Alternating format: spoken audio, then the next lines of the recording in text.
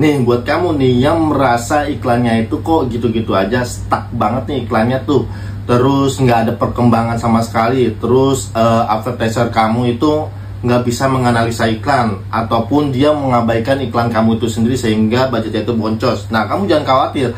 Ini saya akan ngebahas tentang bagaimana kita menganalisa matriks dari iklan itu sendiri. Nah, ini lebih kepada studi kasus ya, studi kasus misalnya kayak CTR-nya tinggi tapi CPM-nya kecil ataupun yang lainnya. Oke, kita akan lanjut. Kamu sudah siap dengan analisa bareng sama saya? Kalau siap, jangan lupa nonton video ini sampai habis. Lalu jangan lupa subscribe untuk memperkembangkan channel ini. Jangan lupa like kalau kamu suka video ini. Jangan lupa komen kalau kamu ingin ngebahas pembahasan selanjutnya. Lalu kita akan mulai. Nah, studi kasus yang pertama. Misalnya itu CTR-nya itu tinggi, CPM-nya itu tinggi, tapi ROAS-nya itu rendah. Itu kenapa sih penyebabnya? Biasanya ketika kita banyak klik, tapi itu adalah bukan market kita, karena ROAS-nya itu rendah. Sehingga kita harus memperbaiki targeting kita sendiri. Solusinya itu adalah kita mengubah targeting, terus kita perbaiki funneling, terus kita perbaiki landing page-nya. Apakah landing page-nya itu lambat, terus funnelingnya itu terlalu ribet atau terlalu lama sehingga memakan waktu si customer. Itu bisa kita ubah semua untuk solusinya.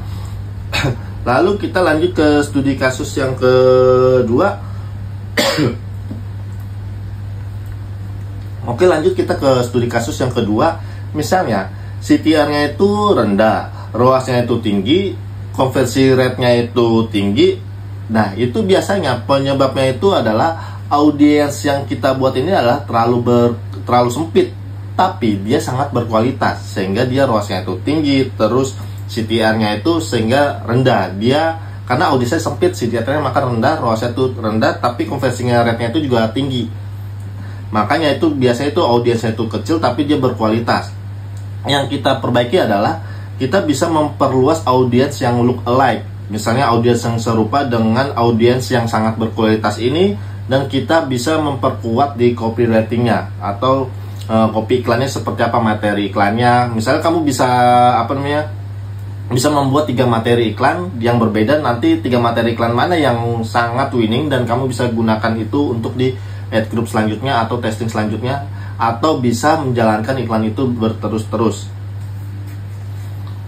Oke, kita lanjut yang studi kasus yang ketiga. Ini ketika situasinya itu add to cart-nya itu tinggi, bounce rate-nya itu rendah, tapi purchase-nya itu rendah. Biasanya penyebab ini adalah orang itu sudah tertarik, tapi dia hanya berhenti di saat halaman checkout. Kenapa sih? Kamu harus tahu terlebih dahulu nih, apakah metode pembayarannya itu tidak lengkap. Terus, apakah flow dalam melakukan checkout itu cepat apa enggak, atau terlalu banyak flow sehingga customer itu terlalu ribet dan frustasi. Terus apakah landing page-nya yang ke halaman pembayaran itu cepat apa enggak, itu kamu harus tahu terlebih dahulu nih. Jangan sampai si customer itu frustasi gara-gara dia mau ingin beli tapi dia gagal. Oke, lanjut yang ke studi kasus keempat. Ketika situasinya itu adalah CPM-nya itu rendah, tapi CTR-nya itu juga ikut rendah. Ini biasanya adalah iklan ini dianggap tidak bagus atau tidak pantas untuk disebarkan luas ke audiens yang kita inginkan. Karena apa?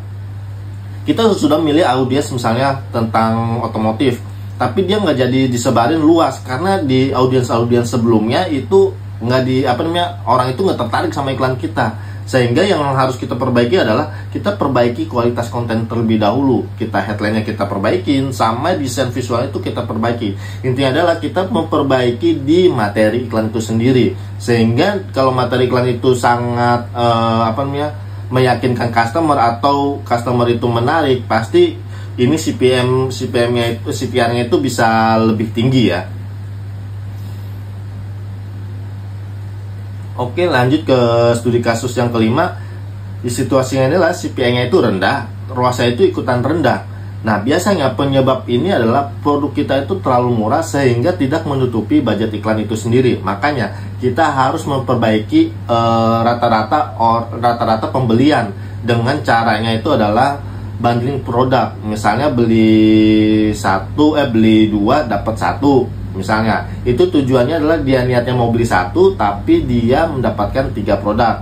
Nah, dari harga 50 menjadi 100, jadi kita mendapatkan value nambah 50.000. Makanya kita menambahkan dengan paket bundling. Tujuannya itu adalah untuk menutupi margin dari budget iklan itu sendiri. Kamu suka dengan video-video seperti ini, komen suka, nanti akan saya bahas dengan situasi-situasi matriks lainnya. Kalau kamu suka channel ini, jangan lupa subscribe. Kalau kamu suka video ini, jangan lupa like. Terima kasih.